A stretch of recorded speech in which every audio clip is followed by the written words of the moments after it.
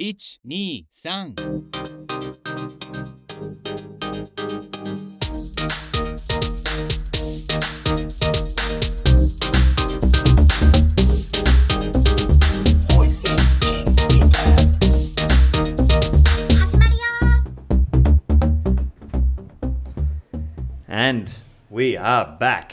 So, what are we talking about today? Yeah. I kind of wanted to, talk about a touristy topic, considering that the tourists are kind of coming back to Japan. Yeah. And really noticeable too, because I've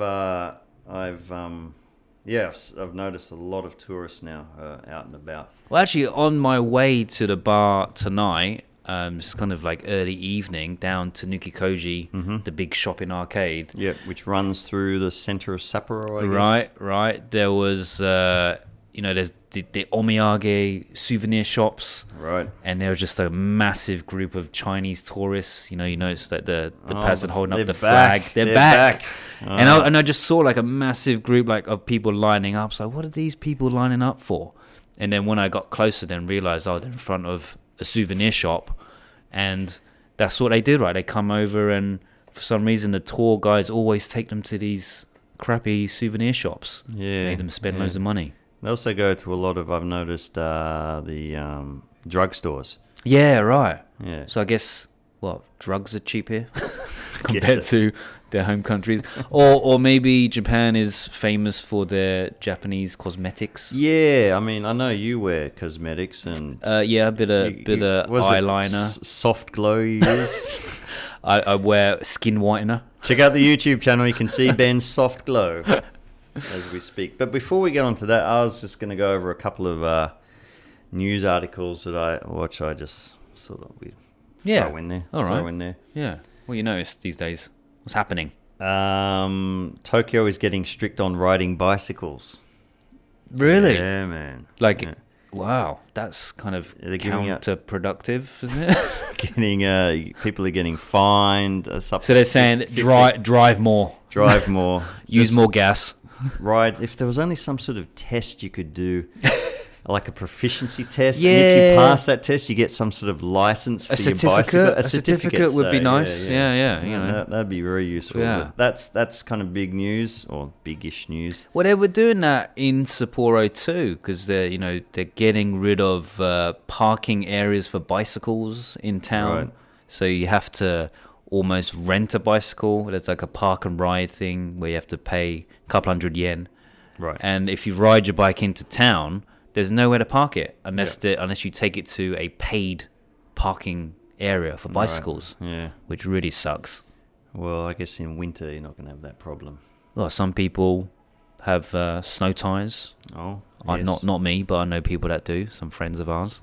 So for those, if you are riding your bicycles, ride safely and lawfully. Which a lot of people in Japan don't know how to ride safely and lawfully because they don't have that certificate. That's right. They always ride on the wrong side of the road. Yeah, you can get fined for that now. You're not allowed to listen to music while you're on your bicycle. You're not allowed to double up. No using umbrella. No looking at your phone, which a lot of people do. No balancing 7 clowns on your bicycle. No riding side by side. Really? Yeah. Really? Yeah, especially on a road. Yeah, okay. Because that will make you a double bike, right? Right. A horizontal tandem bike. Yeah, that's an invention right there. Other news. COVID cases are rising again. Surprise. Yeah, that's not... Who cares? Didn't you say you thought you had COVID or something? Maybe. I'll let you know. I actually had a COVID test today.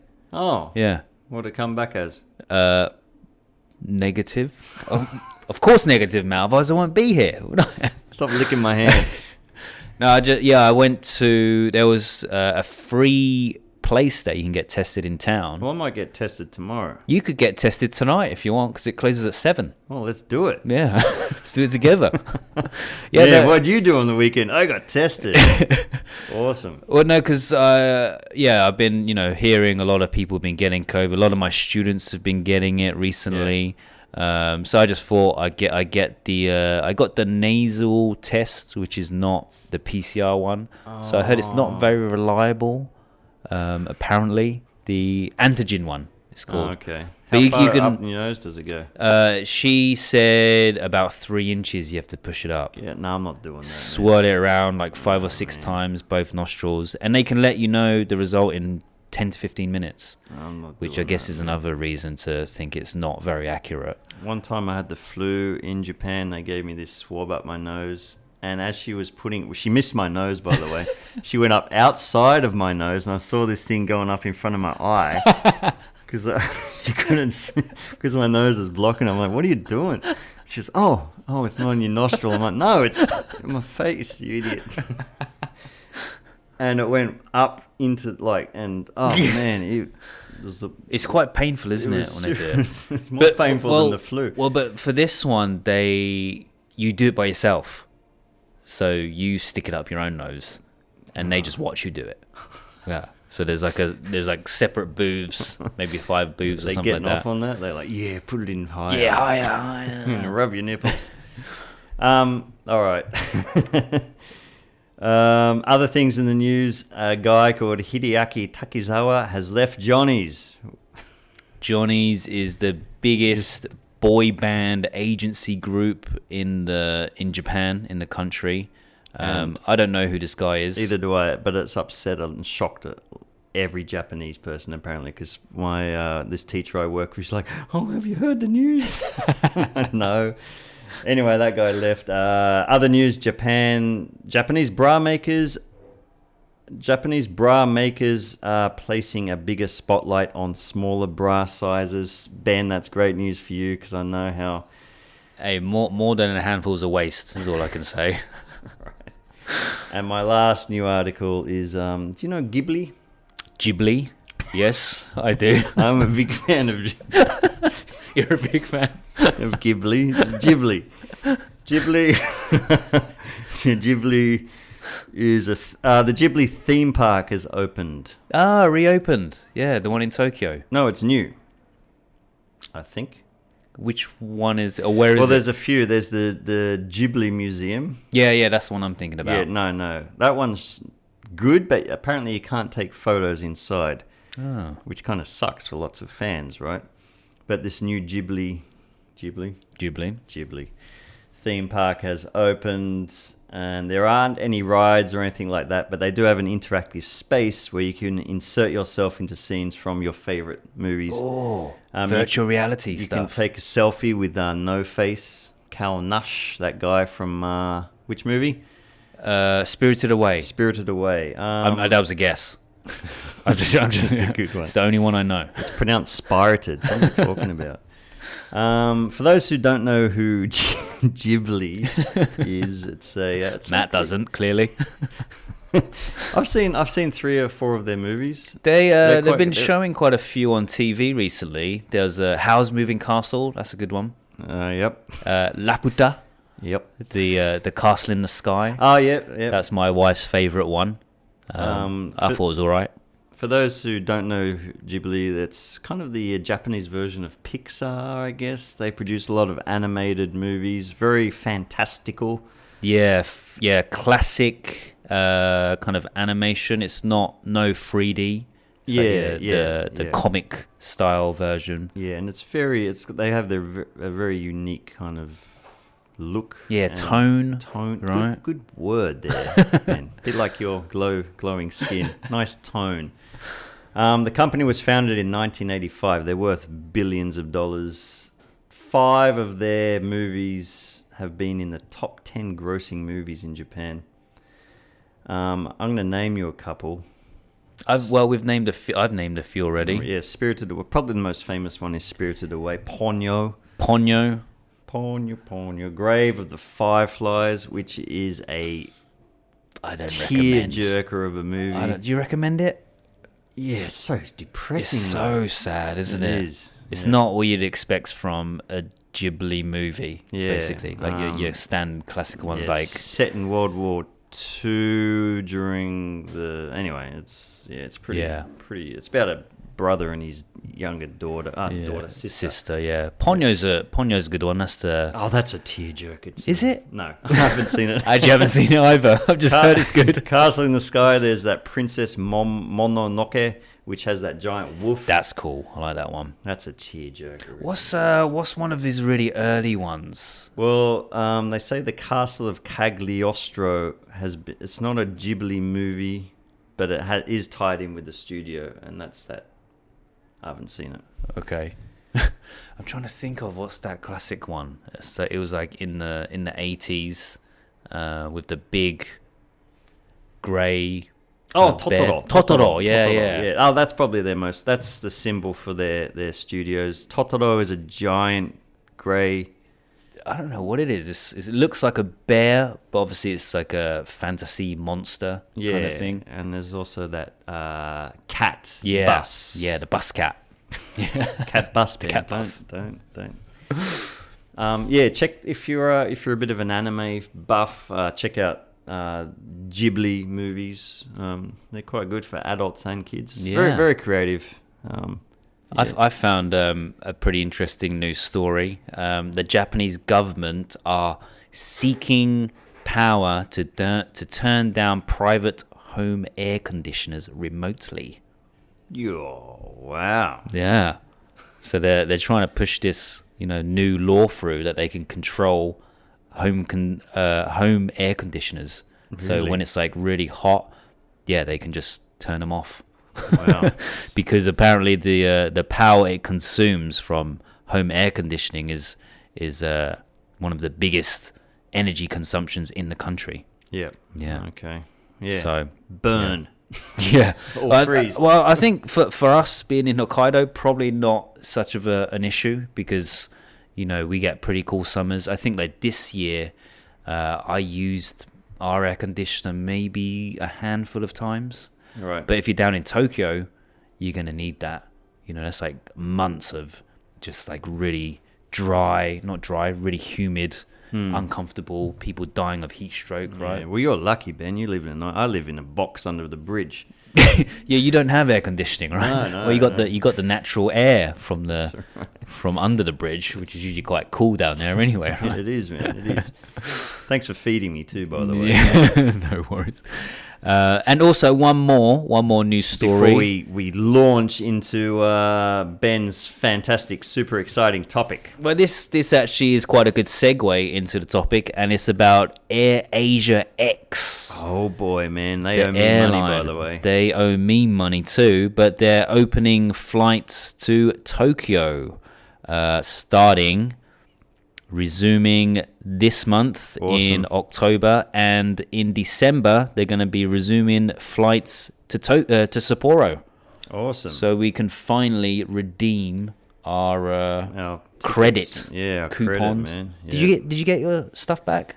No, Anything? I did get a message. I've got to look into it. I was in Thailand when the COVID broke out, and I bought one ticket, which was cancelled. Then I bought another ticket. Then they cancelled that one, and then I was on one of the last flights out. So you, if it wasn't for that, you would still be there. Yeah, maybe. Maybe I should have just stayed there. I'm stuck on this beach. Yeah, because I had a flight booked to Malaysia, and they cancelled it last minute, and they were supposed to give me money back. They actually agreed to give me money back. Wow, usually it's credit. And then they changed their minds. They said, like 2 months later, they said, no, sorry, we're going to give you credit instead. Yeah. And then reneged on that. Wow. A few months later. And then they said they went bankrupt and we're not going to give you anything. And then luckily, about 6 months ago, they just sent me another email saying, actually, we're going to give you back all your credit and you can use them within 5 years from the date that they sent me that email. So wow. I have 5 years to use my credit. Yeah. Wow. So not as pissed off with them as I was before. I would probably, once I've used up my credit with AirAsia, I'll probably never use them again. Yeah, because exactly. Their customer service was absolutely shocking. But they're so cheap. They were so cheap. That's what you get though from a budget airline. That's right. Bangkok Airlines owes me money too, man. And now they're stunned. Now you're suddenly important again. So, People a segue. yeah. People coming back to Japan. What to expect? What to expect? Things that you should know about as a traveler, so you won't be too shocked or surprised when you come across them. One I would start off with. Probably not going to go through all of these, but one I wanted to start off with is leave the hugs behind. So Japan is not a very huggy country. Are you a hugger, Ben? I'm not a hugger. I'm not a hugger. So I went home over the summer back to England, and obviously saw friends and family, and quite a few of my family, like my sister's a hugger, my cousins are huggers, my friends are huggers, and because I've been in this country so long, I haven't experienced being hugged for such a long time. And when I went back, hug right now, buddy? Nah. Well, we could. No, not from you anyway. Not from you. So yeah, and I just remember like seeing people for the first time, and I'd like stick my hand out for a handshake, and then they'd be like, "Fuck the handshake," and they'd like grab me, and I'd be kind of like stiffening up. Oh, I hate it when somebody goes to shake your hand and you have another idea, or vice versa. Yeah. So it was a little bit awkward, when you kind of go for the handshake and they want to hug, but usually the hugger prevails, I think, in that situation, right? They kind of power through the handshake. I've chased strangers down the street. Oi, give me a hug. In Australia, if you meet, guys don't hug, but my buddies hug back at home. Oh no, if they haven't seen you for buddies. a long time, yeah. Obviously, strangers probably not so much, right? Yeah. Oh man, I was in this bar in Australia once, and it's kind of I was playing this band. It's kind of a rough kind of bar, and my buddy had kind of long hair, and he's a big, muscly dude, and he's wearing this shirt, right? And I saw him, and I ran up and gave him a big hug, and man, I've missed you. And it wasn't him. He turned around, it was just somebody. He's like, "What are you doing, man?" I'm like, "Oh, sorry, I thought you were somebody else." And he was with all his buddies. I was trying to embarrass him in front of his buddies, and oh wow, yeah, so you got off quite lucky there. Shit, man, I'm really sorry. I thought you were my mate's. It must be. I'll just go. But yeah, in Australia, if you meet usually your buddy's wife or girlfriend or something, even though you don't know them, you go give them a hug. Yeah, and maybe a kiss on the cheek or something like that. But in Japan, you don't do that. I'm not doing it anymore.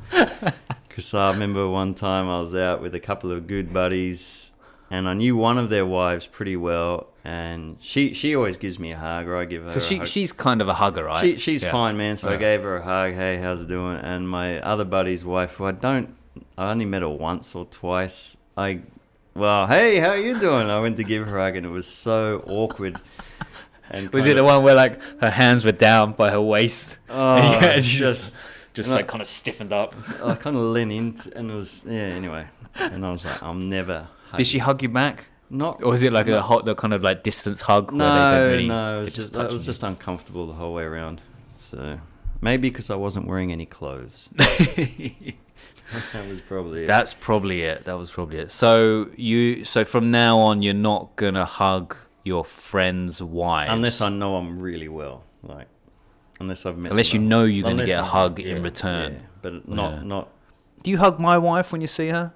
Yeah. She's kind of a hugger, right? She's a hugger. Yeah. Yeah. Yeah.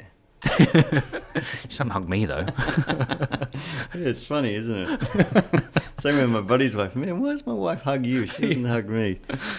So in Japan anyway, most people that you meet will not hug, and they probably won't shake hands either. They're into bowing. So if you meet a Japanese person for the first time, especially if it's a woman, I would not go for a handshake or a hug. I'd go for a bow. It depends how many drinks you've had. Really? You'd bow at a bar or in izakaya if you... Well, not a nod, like a... Really? Yeah, you wouldn't... Like, I'd go for a fist bump or really? a high five. Yeah, actually, That would work. Being Caucasian and white, I think they would like that. Go for the high five. Go for the high five. That is good. Actually, definitely they love young it. people. They love it. The youngsters love it. Maybe not the older people. I think the older generation wouldn't enjoy it so much. I think if you're visiting Japan and you go to a bar or a pub or a nightclub, high fives is a good one. Yeah. Good advice, Matt. I like that. Thank you. High five people. What's your name? High five. Psycho. If you're in a business situation, though, I wouldn't high five people. That would be a bow. Yeah. 45-degree angle. Or a wedgie. Or hey. 2 hands. Get your mates involved as well. More air below the feet, the better. And I know before you have talked about there's meant to be a level of bowness, like a certain angle, how long. How long and how Burke was very knowledgeable about this because he had to do that when he had business meetings and things like that. But I've seen women or men come out of where was it? It wasn't McDonald's, but something like that, as a car was driving off, and they had their 2 hands folded over their front and a long bow. When they're saying goodbye, or when they're saying just hello? Staring at the ground. Until they're like gone, right? Till they're in the taxi and they've gone home or something. It's pretty crazy. Yeah. That's like the shop assistants when you buy something and like if it's a fancy shop, they walk you out. With they carried. The I don't like that. I've seen it and it's just really awkward. It looks awkward. It's like, look, I can carry that myself. You don't have to see me off. And then the same, they bow and just. I give them a hug when they do that, and then don't. Just. I'll come back. Don't worry. I'll return the item. So hugging and bowing. So I go for the high five. What else you got there? This one, which is relevant in terms of food, my sister would have quite a tough time. Vegans beware. So there's not many places in Japan, especially Sapporo, that would cater for vegans. Vegetarians probably might have a tough time. Pescatarians, you'll be fine. Right. Sushi, fish, all that stuff. But if you're a strict vegan, I would consider not coming to Japan because you would have a difficult time finding food that you can actually eat. Right, okay. Right, because everything has kind of pork broth or some pork, kind of base. A lot of pork, because my missus, she doesn't eat pork very much or at all, really. So what? Yeah, like so. What can she eat? There's a lot of soups. She had fish and all that sort of stuff. Yeah, she likes. Right, no pork. Yeah. So even maybe in Tokyo you can find vegan restaurants, but even then it's not like what you'd have in Western countries where vegan food is everywhere, right? Supermarkets. Right. Yeah. There's always a vegan option. But in Japan, there is not, and you'll be very surprised that you won't be able to eat much food. Vegans beware. You probably have to cook your own food, I would say. Yeah, or just turn back. Turn back at the airport after spending all that turn money. Back to eating meat. Oh yeah. You'd have to just be a bit more flexible for your holiday, right? I don't want to speak for vegans, but if I was a vegan, that's what I would do. Just for like 2 weeks, just let loose, right? Enjoy your holiday. Enjoy those steaks. Yeah. Eat the sushi. It's the best fish you're going to have in your whole life, right? What's your favourite food here, Ben? Ooh, sushi probably. Yeah. I like the old tuna, the old maguro. You can't go wrong with that. The salmon's good. I like engawa. Aburi engawa. Have you tried that? No, is that fatty engawa, is it?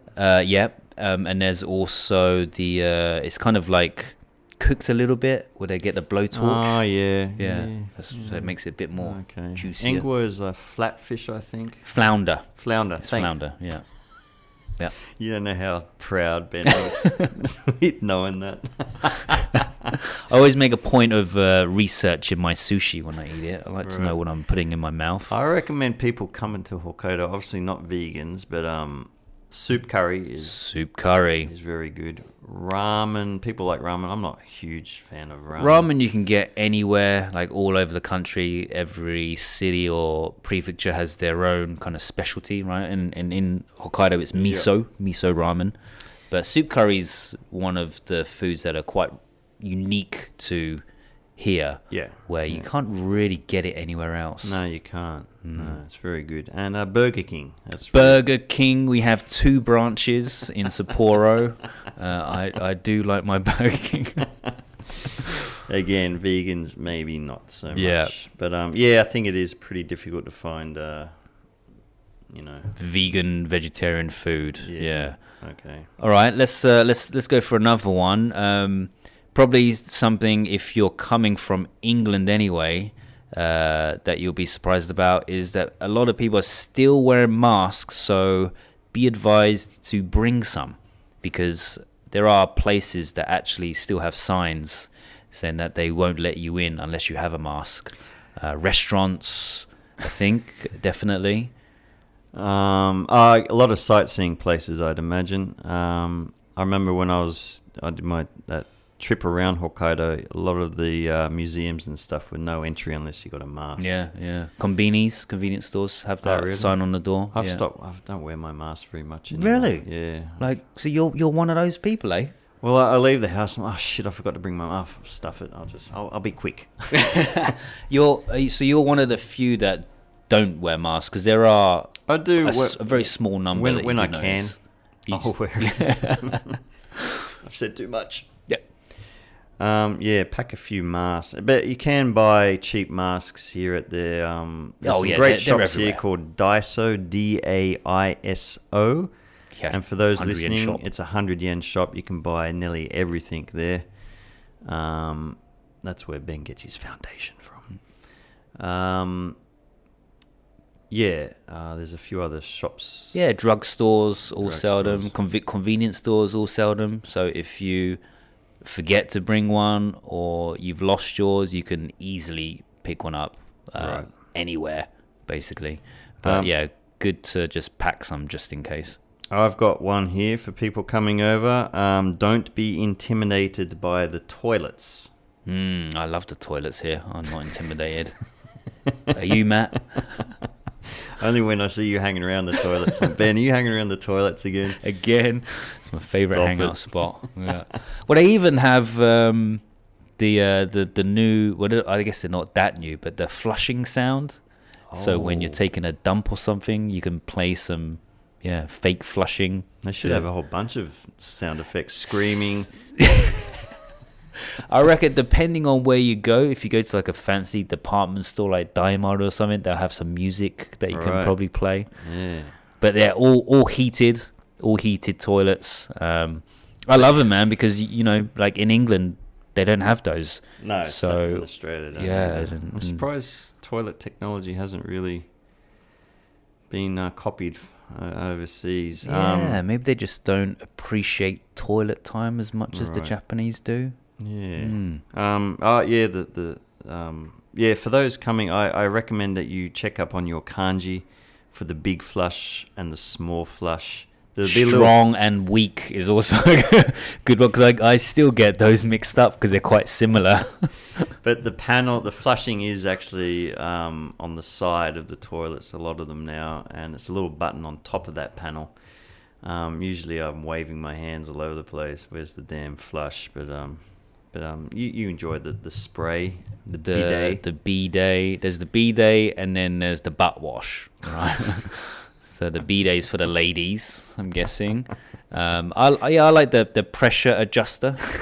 But yeah, like I was saying before, make sure you know your strong and weak kanji, because they do look similar, and you don't want to get it too strong. Might blow you off the toilet. Man, I was in this club once, and I did use that thing, and then when I pressed it to stop, it broke and wasn't. It didn't stop. Carried on going. Yeah, this water's coming out, man. I'm like, I can't get off the damn toilet. And I was on there for about 5 minutes, like, how the Best 5 minutes of your life. So I had to get all this paper, man, like block the spray coming up. Oh, so wow. yeah, that was intimidating. And people are like, "You okay?" Good one.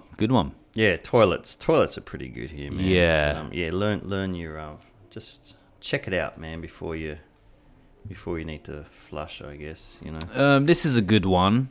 I don't know how much time we got left. Probably time for one or two. We're about 40 minutes. Yeah. So don't underestimate Google Translate. So Google Translate is very useful these days. Mm-hmm. You can, obviously there's a lot of kanji in Japan and quite little English, especially in Tokyo. Yeah. But if you have Google Translate, you can flash it over the kanji and it just translates into English. Like If there you've and got then. the Wi-Fi, if you've got a little SIM card, I guess. Which I think most people will have, don't they, when they travel? I'd say so. Yeah, the Google Translate app you need to download. I've never actually used it before because I've got my own one. I've got this app that I use, which is really good, called... DeepL? No, this one I paid for, and really? it's called Yomiwa, and it reads the kanji, but it shows you the Japanese in hiragana, so you can actually read it cool. to, and the English. Yeah. So it's good for studying. So I use it for studying. It's only 100 yen, and it works with like signs, letters. Probably not useful for people who are not interested in studying Japanese and are just here for a trip. But if you are into studying too, then I recommend Yomiwa. Yomiwa app. Yes. How much are they paying you for that, Ben? How much are you paying you to say they that? should have done, eh? God, yeah. Free. Yeah, maybe I have to cut that bit out. But I find a lot of the signs, most stuff's got English. Would you say these days? Yeah, I maybe think it's more getting so. better. Yeah, Tokyo especially. Yeah. Sapporo. Yeah, maybe getting better. Seems after the Olympics as well. Yeah, I guess the hospitality industry, people can speak more and more. And English, a lot of the I guess. menus have pictures too, like for food menus. Yeah. No, you disagree? I'm gonna think. Yeah. Maybe one more, Matt. All right. Well, by the way, what would a very useful phrase that I recommend learning is, say you want to go to, let's say you want to go to Yokohama, you would say Yokohama ni ikitai desu ga. Which means I want to go to Yokohama, and then I use that a lot when I first came to Japan. Ni ikitai desu. Yeah, especially I want if to you go to.